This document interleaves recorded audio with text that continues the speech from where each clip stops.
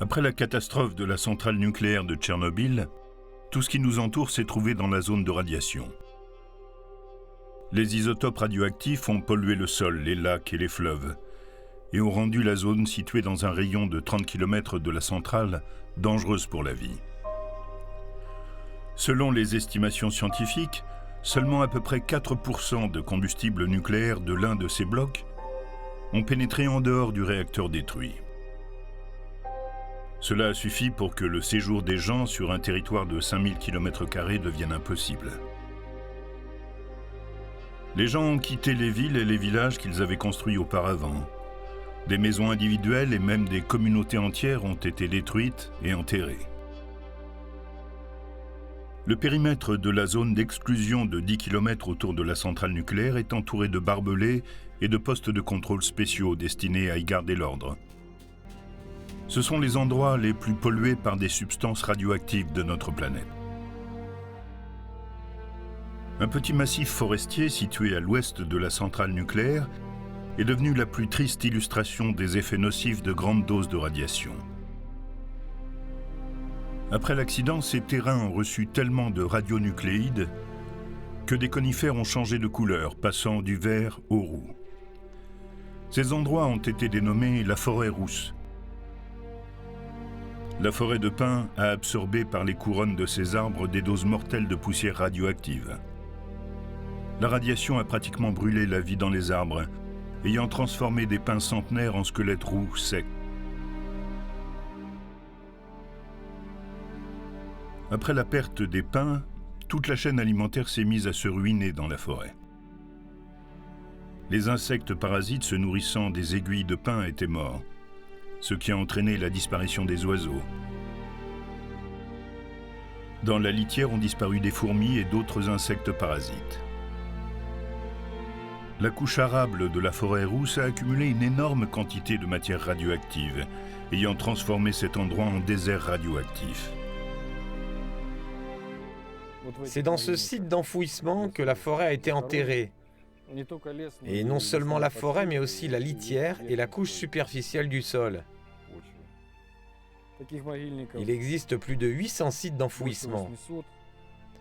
En tout, des mesures de décontamination ont été effectuées sur une superficie totale de 15 km². On a utilisé un équipement militaire spécial pour cela.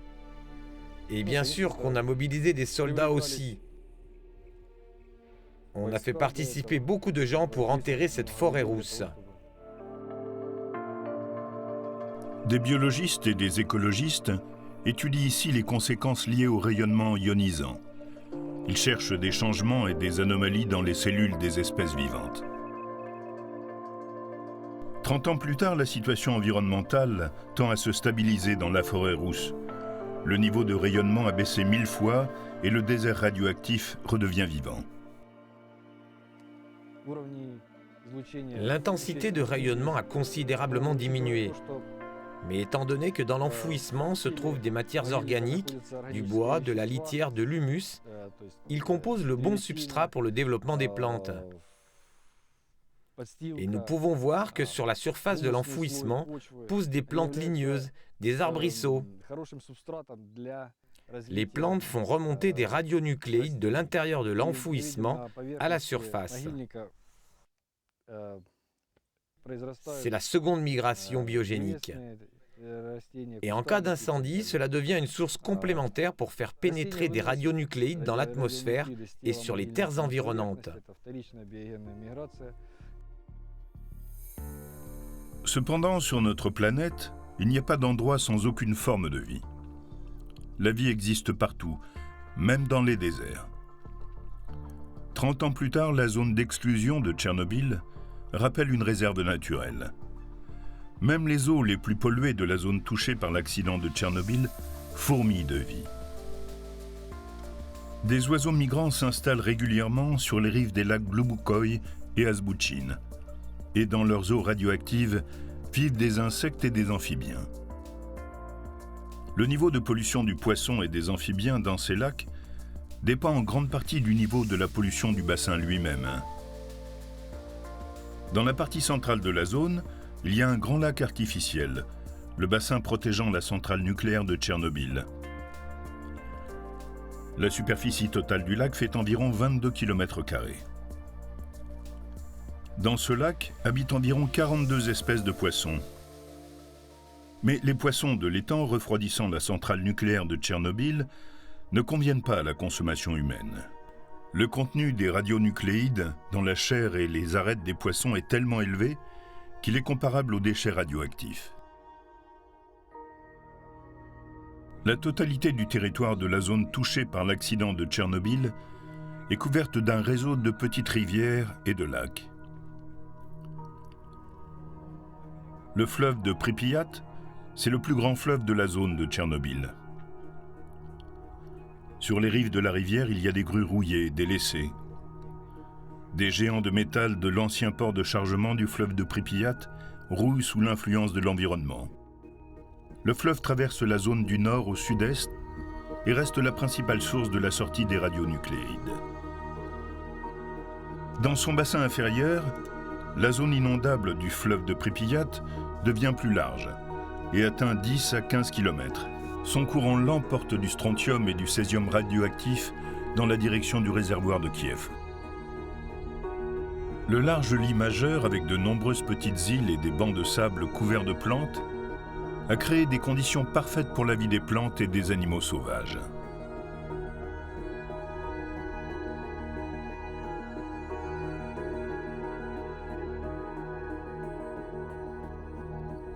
En été, la couleur de l'eau du fleuve de Pripyat devient verdâtre. Avec la hausse des températures, les algues bleu-vertes se développent rapidement et entraînent l'efflorescence algale. Les bactéries, les champignons et les algues participent activement à la purification de l'eau. Pendant la durée de leur vie, elles accumulent des radionucléides et des métaux lourds, et à leur mort, elles descendent au fond du fleuve. La nature vierge du delta du fleuve de Pripyat nous fascine par sa beauté.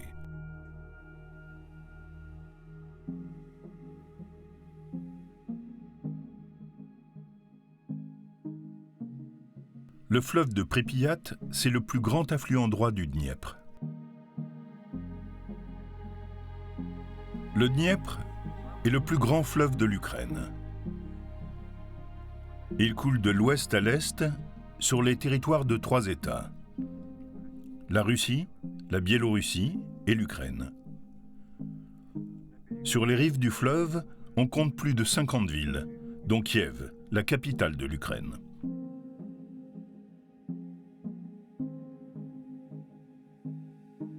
Le Dniepr est la principale artère fluviale de l'Ukraine.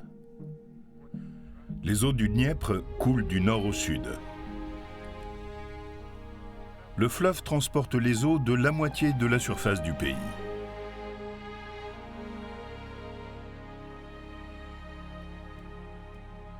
La beauté de sa nature sauvage et la diversité halieutique attirent de nombreux pêcheurs.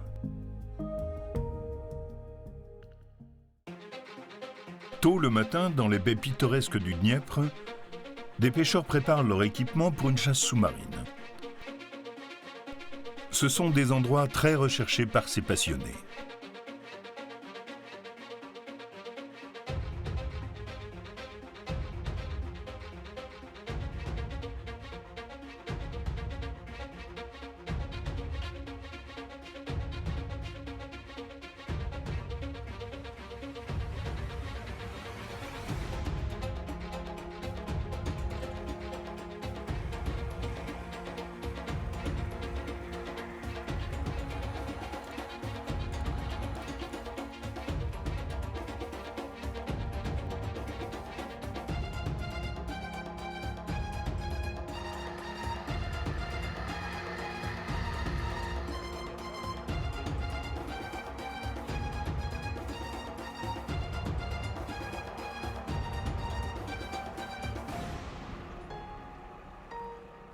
L'eau est froide.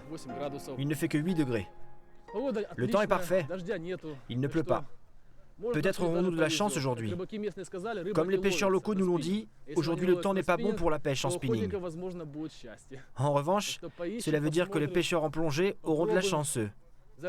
Donc aujourd'hui, nous allons chercher, regarder un peu partout, essayer. Comme équipement, nous avons pris le sondeur pour pouvoir explorer le fond du chenal. Peut-être que nous allons repérer des choses intéressantes. Pour la plupart des chasseurs en plongée sous-marine, la fin de l'automne reste la principale période de chasse. En cette saison, l'eau devient plus pure et transparente, sans algues bleues.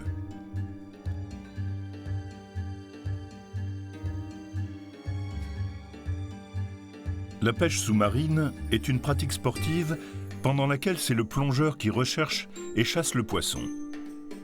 Il plonge en retenant son souffle et utilise le lance-harpon. C'est pour cela que l'on parle de chasse.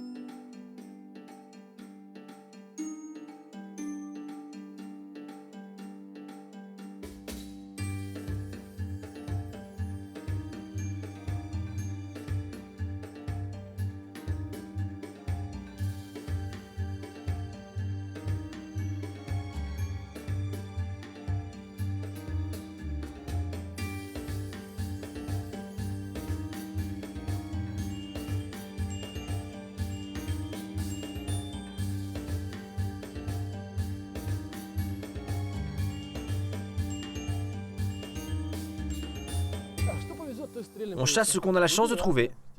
Le fond est très varié et complexe ici. Le plus dangereux est de plonger dans les endroits où il y a une grande quantité de bois flotté. On vient de plonger dans un tel endroit et c'était très difficile. Il y a un vieil arbre flottant à la profondeur de 12 mètres là-bas. Ses branches sont étendues à 7-8 mètres, presque jusqu'à la surface de l'eau. En faisant surface, une personne s'y est accrochée avec son gilet. Mais le plus important est de ne pas paniquer. Il faut se ressaisir, sortir tranquillement de ce blocage de bois et remonter à la surface tout en gardant son calme. Je fais toujours très attention pour ne pas manquer une respiration en faisant surface et ne jamais retenir la respiration trop longtemps. Vous devez toujours garder de l'air pour pouvoir remonter parce que dans l'eau, beaucoup de trucs inattendus peuvent vous arriver. L'eau est assez transparente. Dans certains endroits, on voit jusqu'à 5-6 mètres. On peut dire que c'est comme dans la mer.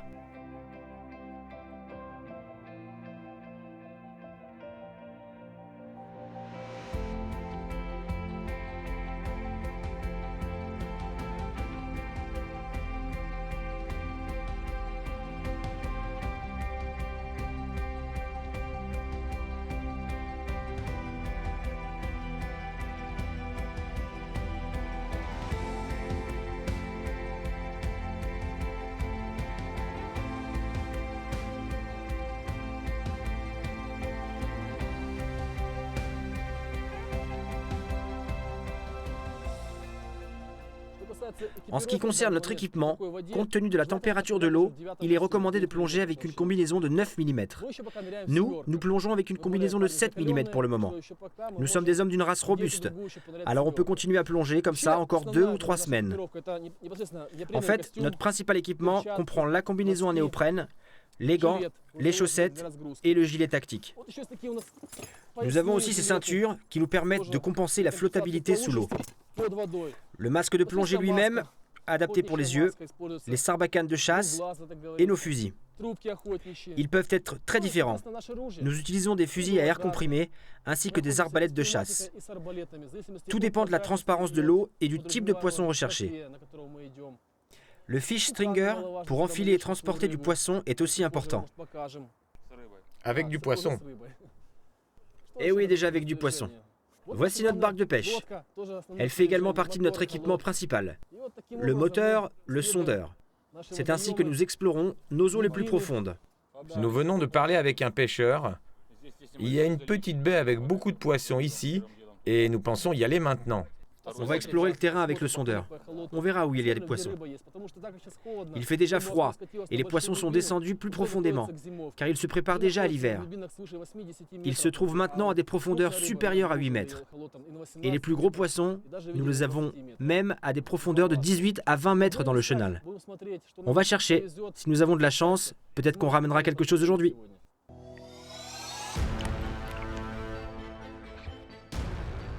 La chasse en plongée au silure glane peut être assez dangereuse, surtout lorsqu'il s'agit de gros poissons. Mais c'est bien le caractère extrême et le frisson particulier de cette chasse qui attire les chasseurs et les pousse à faire ces plongées dans les eaux profondes du Dniepr.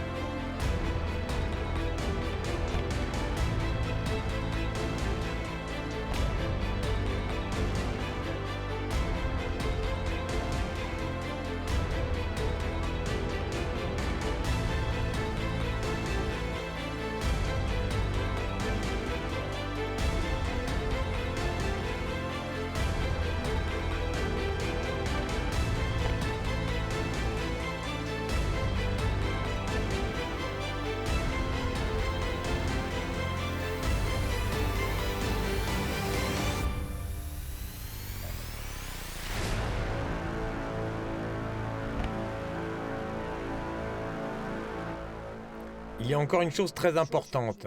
Nous chassons toujours à deux et restons toujours en contact visuel pour qu'on puisse s'entraider dans des situations dangereuses si besoin. On veille l'un sur l'autre. Nous devons rester en permanence en contact visuel, parce que nous avons très peu de temps pour secourir notre partenaire, moins d'1 minute. Nous devons être prêts à intervenir à la première alerte. La chasse sous-marine, ce n'est pas un divertissement, mais une activité extrême. C'est un sport extrême. Ici, vous devez être toujours sûr de votre partenaire qui va vous surveiller et vous fera sortir de l'eau et vous sauvera la vie si nécessaire. C'est pourquoi, mes chers amis, on ne peut jamais plonger tout seul, surtout en pleine nuit, au milieu du bois flotté, c'est très dangereux.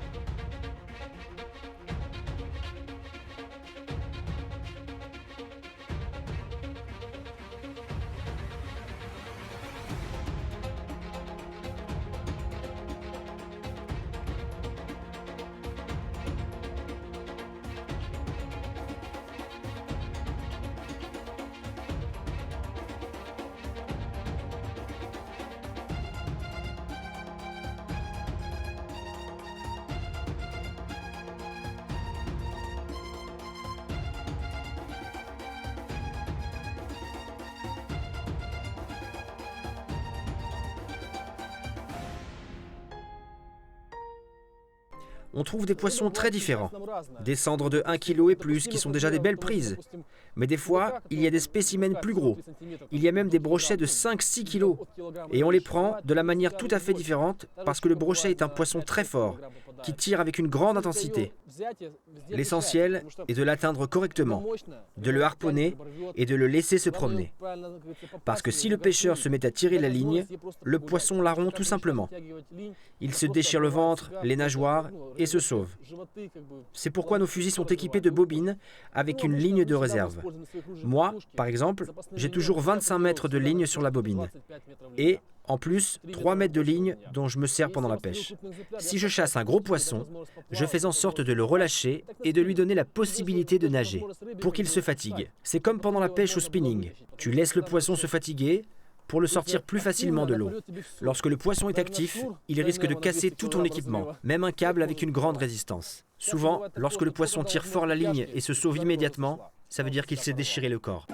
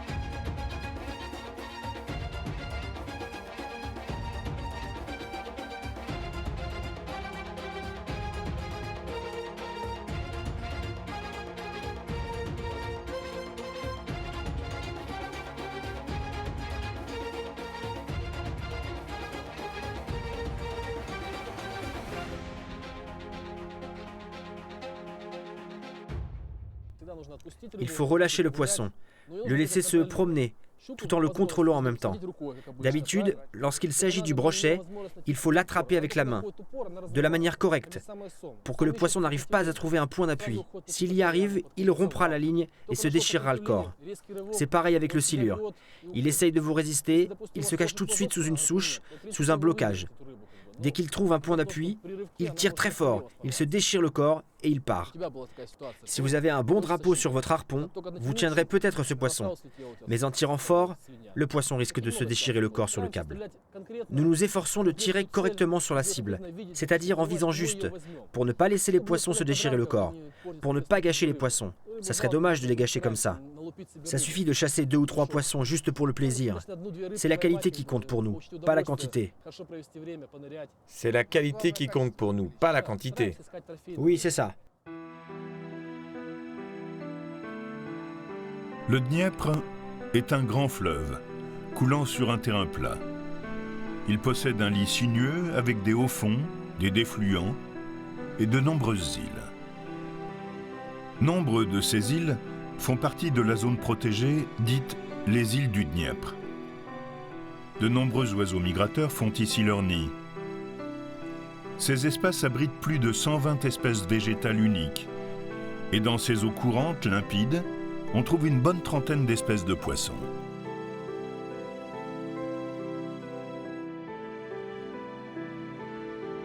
Après la ville de Kherson, le Dniepr se divise en défluents et forme son delta.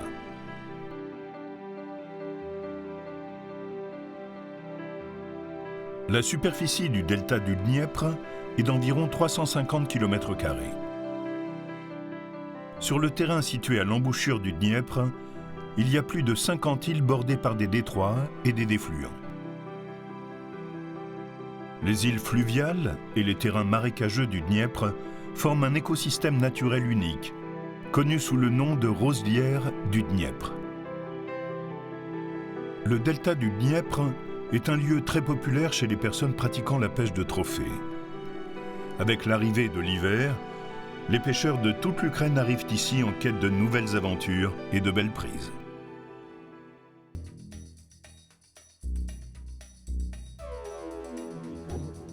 Oh, j'en peux plus. Attends, il a le poids d'un thon.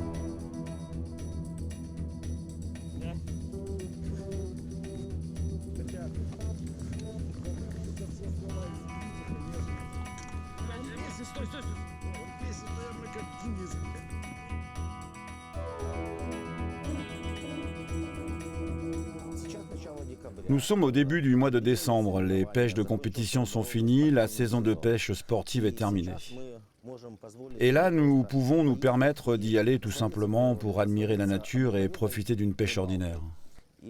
En ce moment, nous sommes dans le delta du Dniepr. Ce lieu est une des dernières étapes avant que le Dniepr se jette dans la mer Noire. On va suivre le lit du fleuve, vous verrez notre Dniepr. On entrera dans de petites rivières et des anabranches.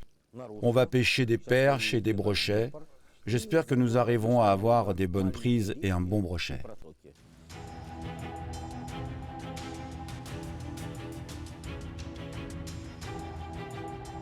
Tôt le matin, les pêcheurs sortent leurs barques et préparent leur matériel pour aller pêcher dans leurs eaux préférées du delta du Dniepr.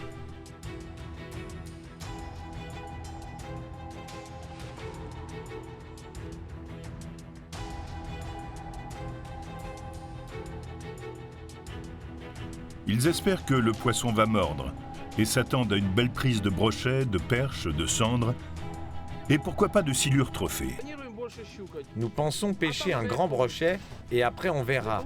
Si l'on n'arrive pas à trouver de brochet, on pêchera la perche. Et j'espère que la perche mordra aujourd'hui. Là, on part. On va voir de beaux endroits.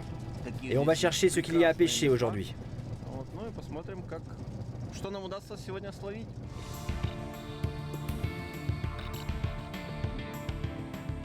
Notre voyage dans le delta du Dniepr commence par le plus long des fluents du Dniepr, la rivière de Konka. On traverse le Dniepr et on entre dans l'une de ses anabranches. Ici, la rivière de Konka se détache du lit du Dniepr. Et c'est la roselière du Dniepr qui commence ici.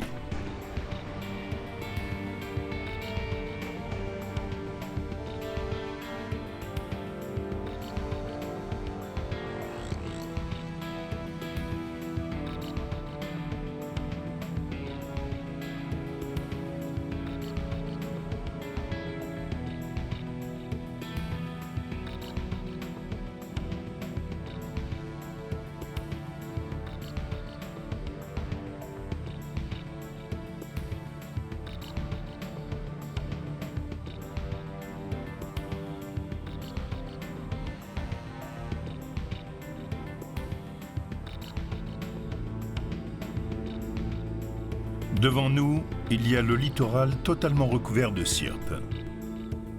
Ce sont les habitats préférés des canards colverts et d'autres oiseaux sauvages. Ici, à des profondeurs moyennes, on peut pêcher des brochets et des perches.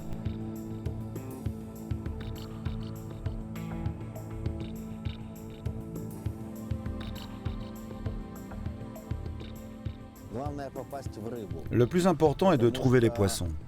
En hiver, ils ne sont pas aussi dispersés qu'en été. C'est pourquoi il est très important de les trouver. Mais malgré le fait que l'eau soit froide, les poissons ne sont pas toujours regroupés dans des fosses. Ils peuvent être aussi sur des terrains plats, couverts de végétation, d'herbes. Et puis, le brochet, c'est un poisson prédateur chassant principalement en embuscade. C'est pourquoi il a besoin d'une bonne cachette. Mais des fois, les brochets se trouvent aussi sous les bancs de poissons fourrage, comme des clupéidés ou n'importe quel autre poisson. Le brochet peut même les accompagner. Mais une journée entière est devant nous et on va les chercher.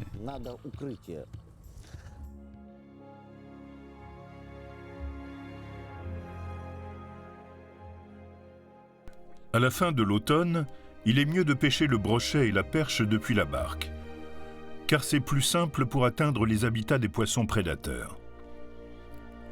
Des fosses, des hauts fonds, des algues et du bois flotté sont des abris naturels des poissons prédateurs.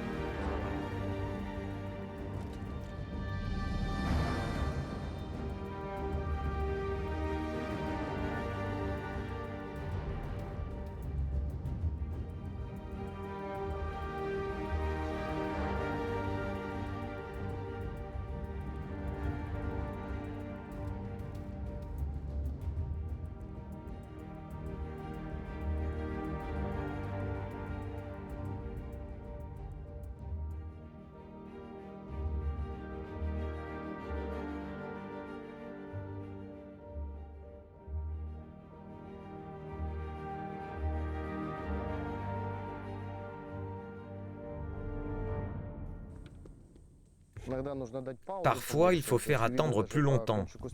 On voit même, d'après le bout du spinning, comment la perche tâche de mordre à l'hameçon. Il faut faire la pause pour qu'elle puisse le faire. C'est pourquoi on avance si lentement, tout en faisant attention à chaque petit relief. Pour pêcher le brochet, on agit autrement. Il faut choisir les endroits où on aura le plus de chances de le trouver. Et si le brochet chasse la perche, nous aurons des chances de le trouver en utilisant la première tactique.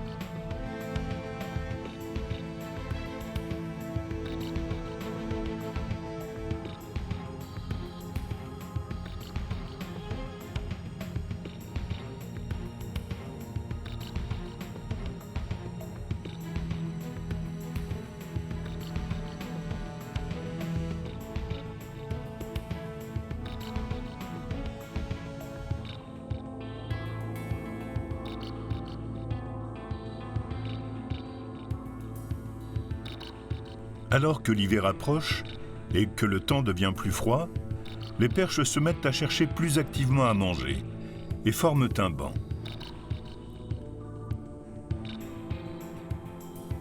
C'est à cette période que les bancs de perches font ces fameux chaudrons que vous pouvez découvrir facilement en observant des mouettes. En cette saison, on voit souvent des reflets argentés à la surface de l'eau.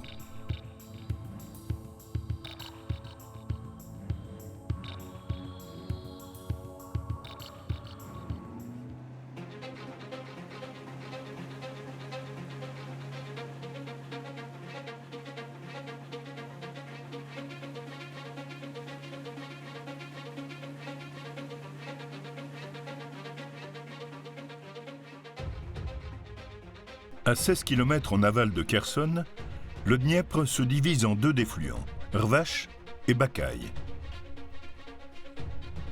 En cherchant des brochets, des pêcheurs partent pour le plus large défluent du Dniepr, la rivière de Bakaï.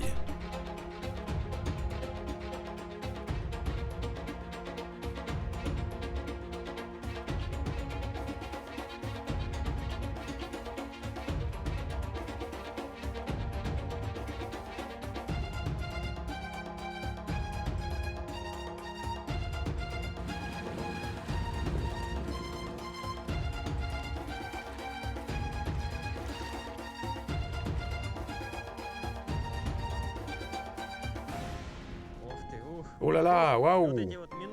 Voici ces dernières minutes, ces dernières secondes. Qu'est-ce qui nous attend de l'autre côté? À cette température de l'eau, les petits poissons servant de réserve de nourriture pour les prédateurs se déplacent déjà plus près des bords ou des fosses. Mais de gros brochets sortent très souvent sur les hauts fonds ici. Voici l'un de ces hauts fonds très prometteurs. Ici, on trouve toujours beaucoup d'assez gros brochets, aussi bien pendant des pêches de compétition que pendant des pêches ordinaires. C'est pourquoi nous observons de manière précise cet endroit, pour déterminer où se trouve le poisson prédateur. Nous irons encore plus loin le long de ce bord, à peu près 100 à 150 mètres. On verra si le prédateur est ici et où nous devrons le chercher.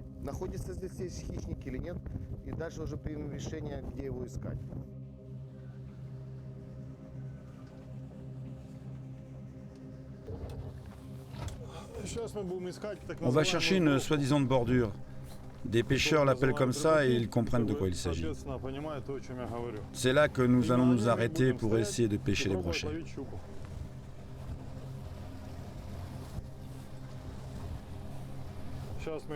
On va trouver le bon endroit grâce à notre sondeur. On choisit une bonne place pour jeter l'ancre. Tiens, voici le changement de relief. Après 6 mètres, nous avons la sortie, la montée de 4 mètres. Les poissons prédateurs aiment être dans ce lieu. Voici une zone couverte d'herbe. Ah, encore des changements de relief. Mais je pense qu'on va s'arrêter ici.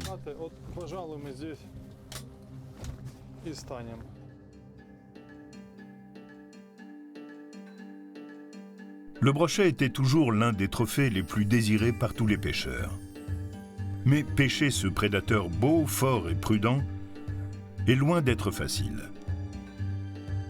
Les parties à l'aval du Dniepr sont des lieux particuliers pour la pêche du brochet. Et il y en a une énorme quantité ici.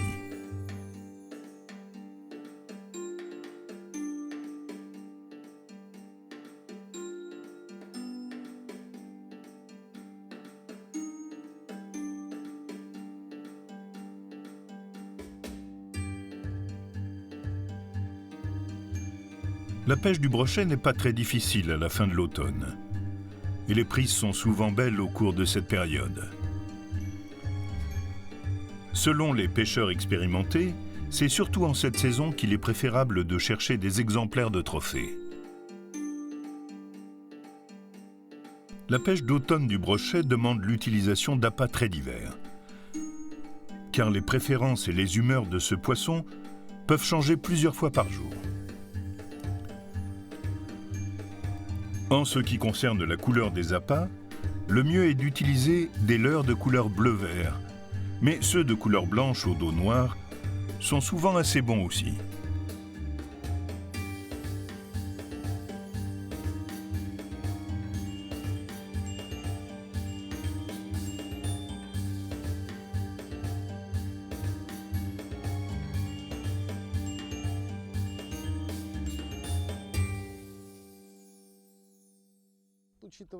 Vu que l'eau se refroidit jusqu'à 5 degrés, tous les poissons se déplacent pour se mettre au chaud dans les fosses. Notre brochet prédateur les suit aussi. Qu'est-ce qui représente le plus grand intérêt de cette pêche? Le fait qu'on peut y trouver des exemplaires remarquables.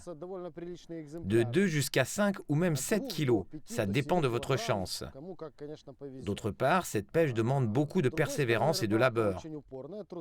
Peut-être le poisson ne mordra pas souvent pendant la journée, mais à chaque fois, vous aurez la possibilité d'obtenir un trophée très désiré.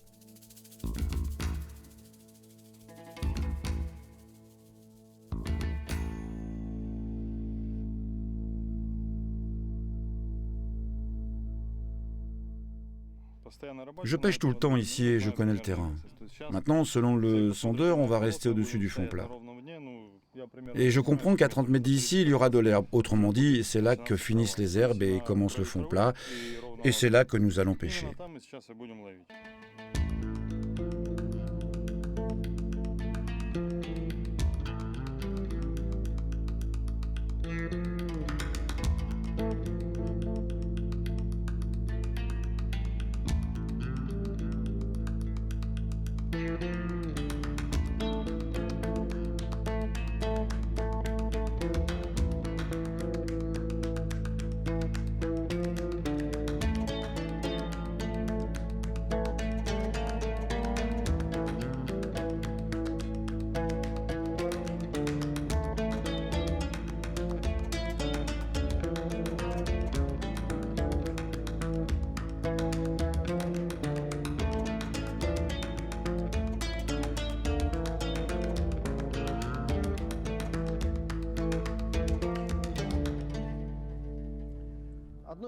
L'une des caractéristiques de cet endroit est la présence forte de courants. au-dessus des fosses. Le brochet aime lorsqu'il y a du courant d'eau et devient très actif dans de telles conditions. Aujourd'hui, nous avons eu l'occasion de le voir. Il n'y a pas eu de courant pendant toute la journée. Il n'est apparu que vers 3 heures. Et c'est seulement vers 3 heures que nous sommes arrivés à pêcher quelques brochets.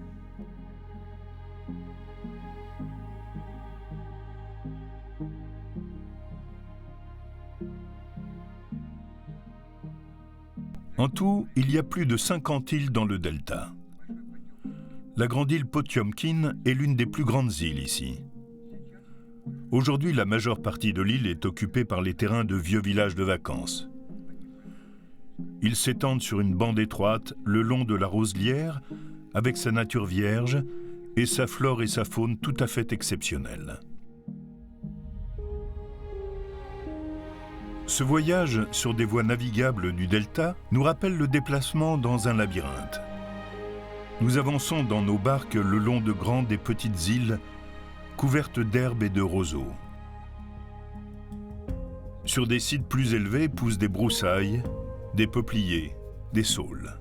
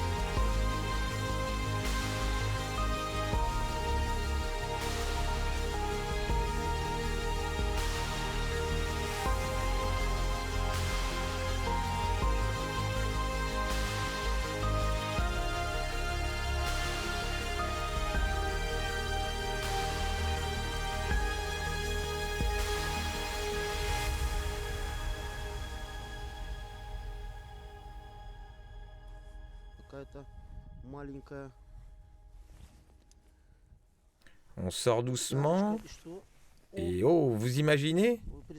C'est étonnant, mais on vient de pêcher un tout petit silure.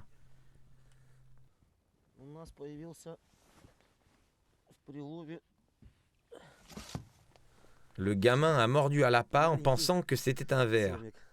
C'est une agréable surprise. Et bien sûr qu'on les remet à l'eau, des petits comme lui.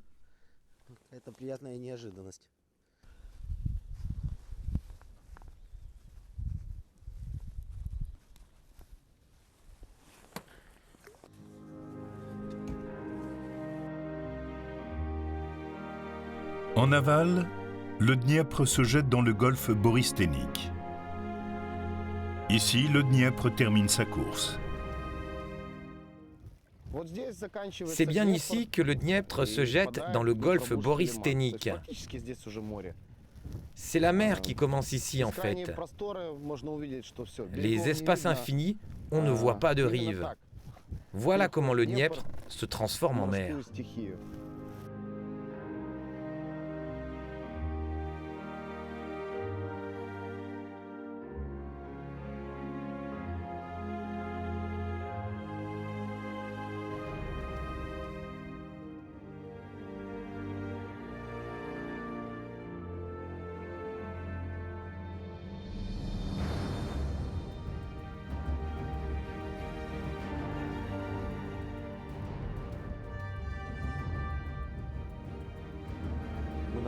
Là, nous sommes sur le fleuve Dniepr, sur le chenal.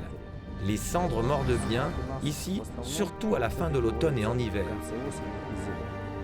Ils sont de passage ici, car des cendres vivent surtout dans le golfe et la mer.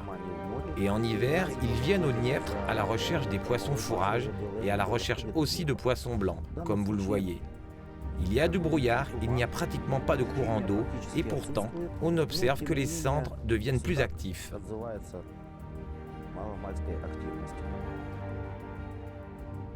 Ces vastes étendues d'eau sont le meilleur endroit pour la pêche des cendres de trophée.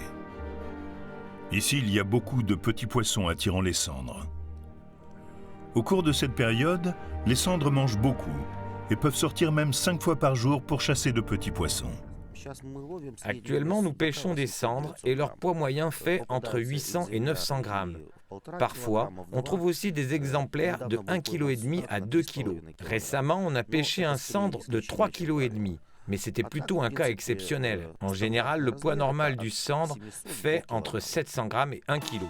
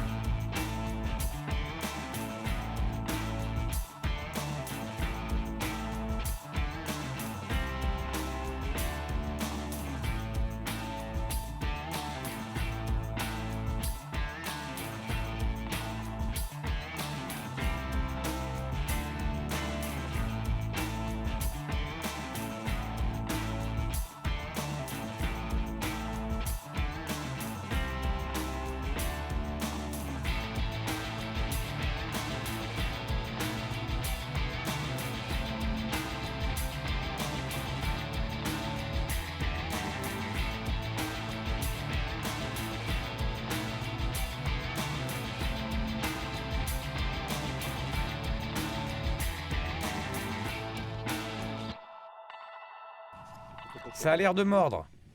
On dirait que c'est un cendre remarquable. Comme nous pouvons le voir, le cendre a mordu. On utilise le leurre rince.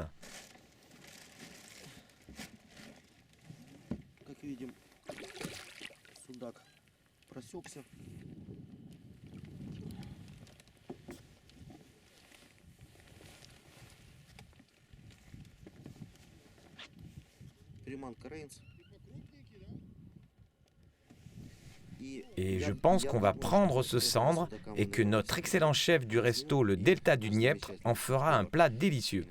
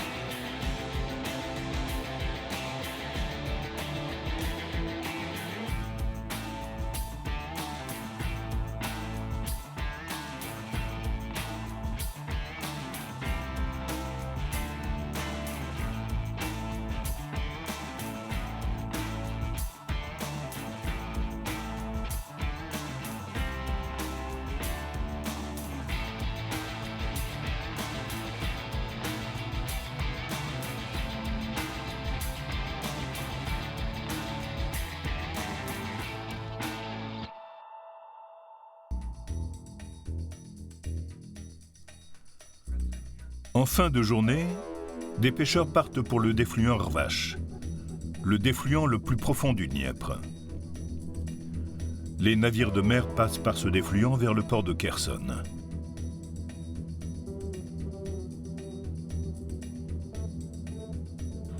Les pêcheurs pêchent un peu partout sur une large portion de la rivière, tout en espérant remonter un silure de trophée. Ici, dans les eaux profondes et obscures du Dniepr, il y a d'énormes silures.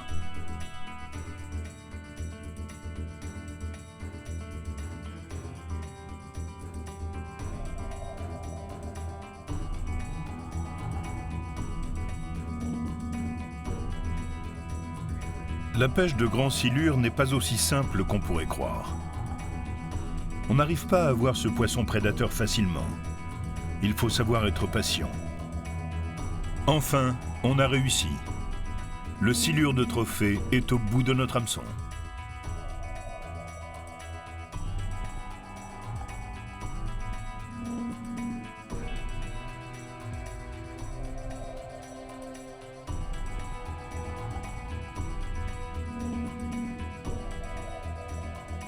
Dans le delta du Dniepr cohabitent plus de 10 espèces de poissons. Il y a beaucoup de perches, de brochets et de cendres.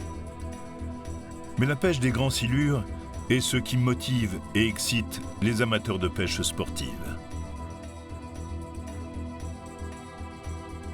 Le réseau dense des voies navigables, des centaines de détroits, d'affluents, de défluents, de lacs et d'îles laisse des sensations inoubliables à tous ceux qui découvrent ou pratiquent au quotidien le delta du Dniepr.